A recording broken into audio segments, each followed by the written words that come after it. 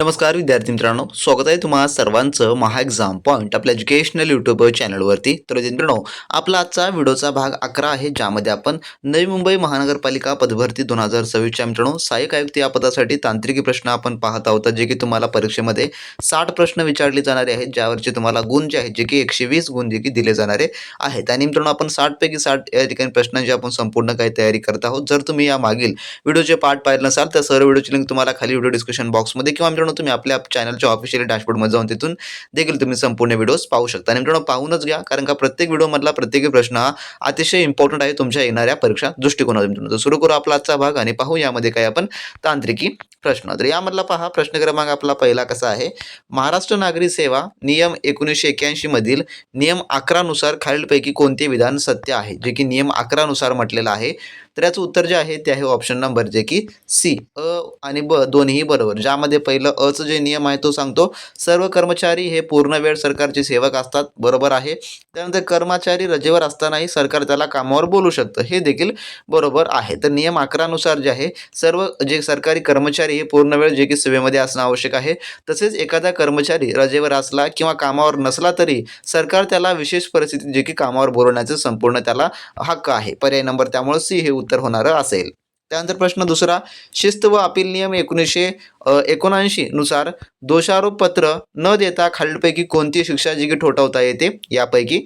तर याचं उत्तर जे आहे ते आहे ऑप्शन नंबर पर्यायचं ब, जे की पदोन्नती रोखणे, जे की प्रमोशन आहे ते जे आहे जे की रोखणे. तर पदोन्नती रोखणे ही एक सौम्य शिक्षा आहे, म्हणजे की मायनर पॅनल्टी आहे जी की मानली जाते, जी सविस्तर दोषारोपपत्र किंवा दीर्घ चौकशीविना विभागीय कारवाईद्वारे जे की देता येते. या उलट सक्तीची निवृत्ती किंवा बडतर्फ ही जी आहे मोठी शिक्षा जे की मानली जाते. पर्याय नंबर याचं ब हे उत्तर होणार असेल. त्यानंतर प्रश्न तिसरा, महाराष्ट्र नागरी सेवा नियमानुसार पद अधिकारी कधी संपुष्टात येतं, जे काही पद अधिकार जो आहे जो की कधी संपुष्टात येतं. तर याचं उत्तर जे आहे ते की पर्याय नंबर जे की बी हे होणार असेल, जेव्हा कर्मचारी दुसऱ्या स्थायी पदावर कायमस्वरूपी नियुक्त होतो, त्यावेळेस होतं. एखादं मूळ पद जे काही पदावरील कर्मचाऱ्याचा हक्क तेव्हा संपतो जेव्हा त्याचा दुसऱ्या एखाद्या कायमस्वरूपी पदावर नियुक्ती होते. रजेवर असताना किंवा प्रशिक्षणादरम्यान पदाधिकार जो की कायम असतो, हे देखील या ठिकाणी इम्पॉर्टंट आहे. म्हणून पर्याय नंबर ब हे याचं उत्तर होणार असेल. त्यानंतरचा आपला चौथा प्रश्न असा आहे पुढील, महाराष्ट्र महानगरपालिका अधिनियमातील कोणत्या कलमानुसार महानगरपालिका आयुक्त हे महापालिकेचे मुख्य कार्यकारी जे की अधिकारी असतात. तर कोणत्या कलमानुसार. तर याचं उत्तर आहे ऑप्शन नंबर जे की पर्याय बी, कलम 54 नुसार जे की असतात. तर महाराष्ट्र महानगरपालिका अधिनियमातील कलम 54 नुसार जे आहे जे महापालिका आयुक्त आहेत हे जे की महापालिकेचे मुख्य कार्यकारी अधिकारी म्हणजे काम पाहतात. पर्याय नंबर ब नुसार.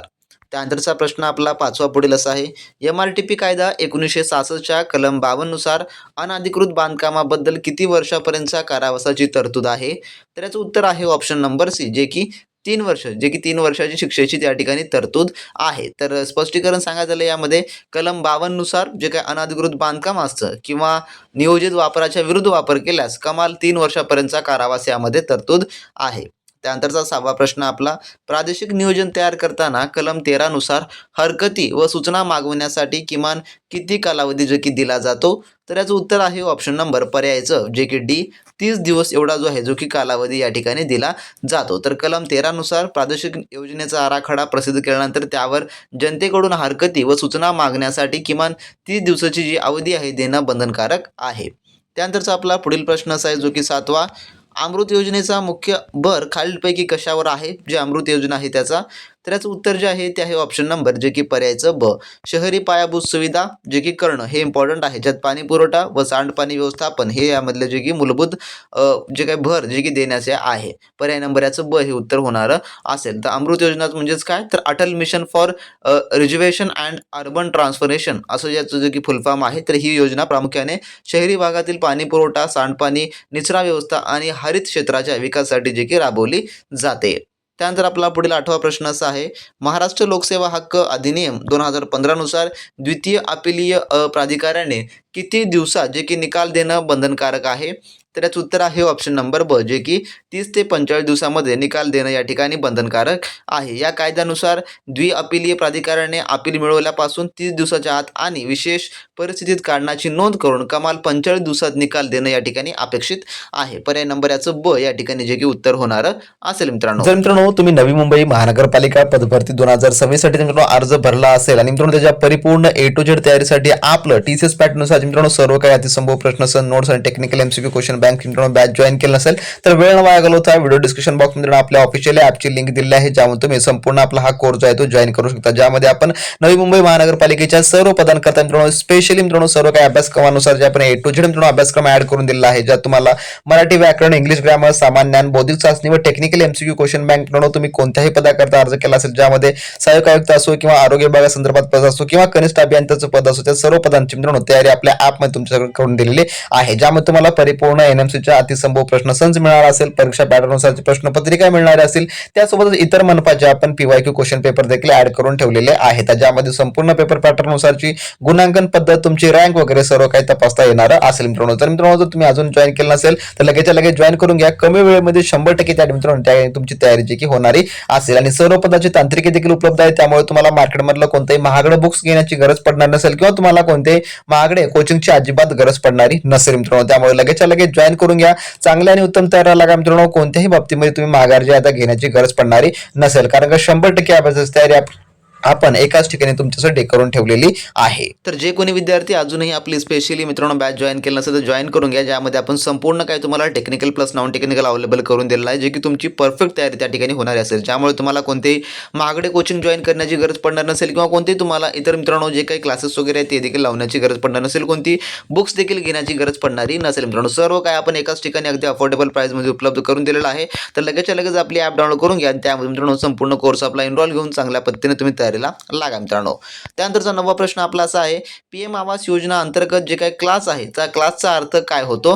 तर याचं उत्तर आहे ऑप्शन नंबर ए, जे की क्रेडिट लिंक्ड सबसिडी स्कीम असं जो आहे थोडक्यामध्ये होतो. तर पंतप्रधान आवास योजनेअंतर्गत ग्राहकांच्या व्याजावर अनुदान देण्यासाठी क्रेडिट लिंक्ड बेस्ड स्कीम ही जी आहे ती राबवली जाते. पर्याय नंबर ए या ठिकाणी याचं उत्तर होणार असेल. त्यानंतर प्रश्न 10वा आपला, आपत्ती व्यवस्थापन कायदा 2005 नुसार राज्य आपत्ती व्यवस्थापन प्राधिकरणाचे पदसिद्ध अध्यक्ष कोण असतात?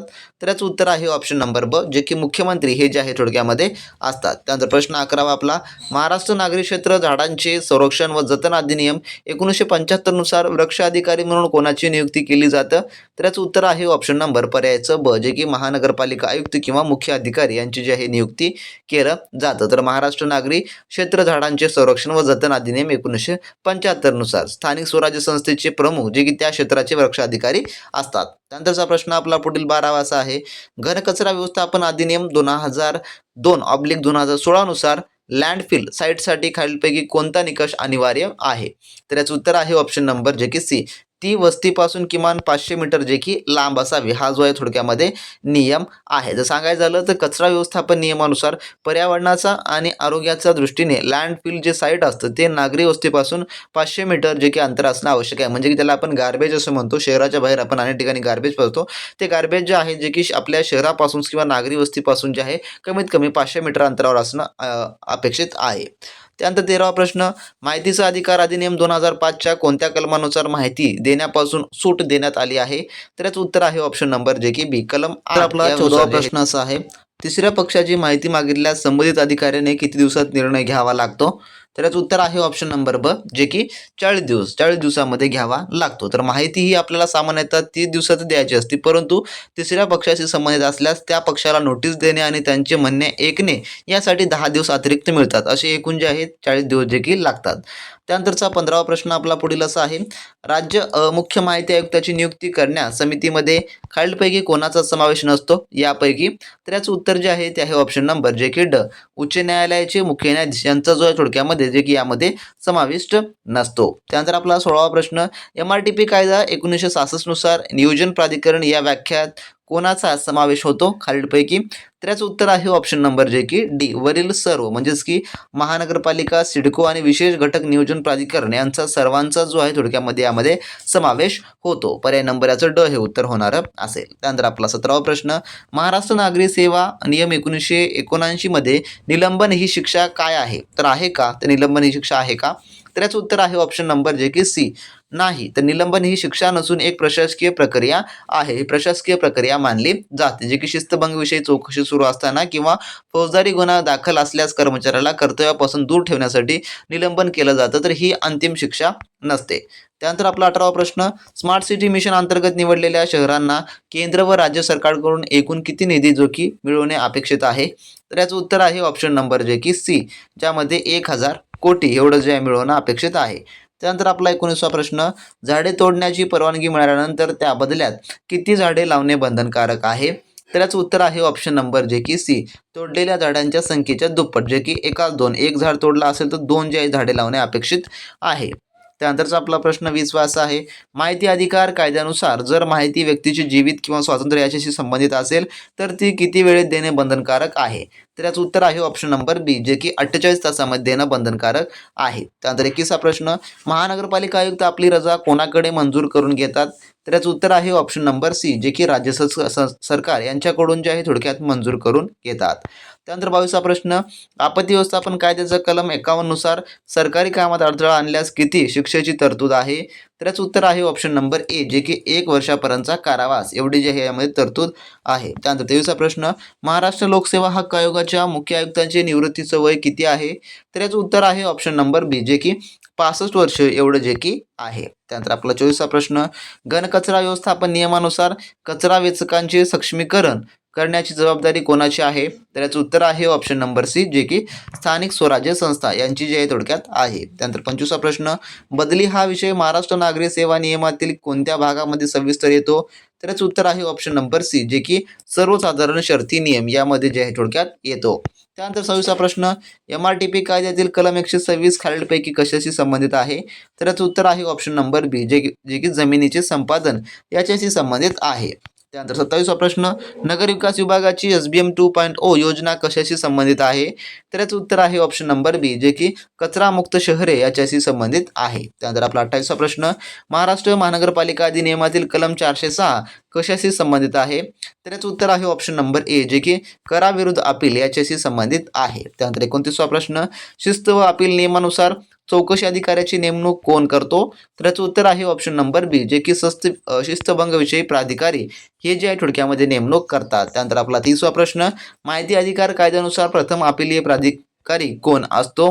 तर याचं उत्तर आहे ऑप्शन नंबर बी, जे की जनमाहिती अधिकारीपेक्षा वरिष्ठ दर्जाचा अधिकारी, जो की या ठिकाणचा प्रथम अपीलीय अधिकारी असतो. तर असे मित्रांनो आजच्या व्हिडिओमधले आपले टॉप 30 क्वेश्चन होते, जे की आपण या भागात पाहिलेले आहेत. तर असेच महत्त्वपूर्ण प्रश्न आपण रेग्युलरली पाहत असतो, त्यामुळे तुम्हाला आपल्या व्हिडिओचे अपडेट नसेल चॅनलला सबस्क्राईब करून घ्या. आणि जे विद्यार्थी अजूनही आपली स्पेशली बॅच जॉईन केलं नसेल त्यांनी लगेच व्हिडिओ डिस्क्रिप्शन बॉक्समध्ये ॲपची लिंक आहे, आपली बॅच मित्रांनो सविस्तरपणे जॉईन करून घ्या. तर भेटूया नेक्स्ट व्हिडिओमध्ये नवीन माहिती, नवीन अपडेटसोबत, नवीन प्रश्नांसोबत. तोपर्यंत मित्रांनो, बी प्रॅक्टिस क्रॅक एक्झाम.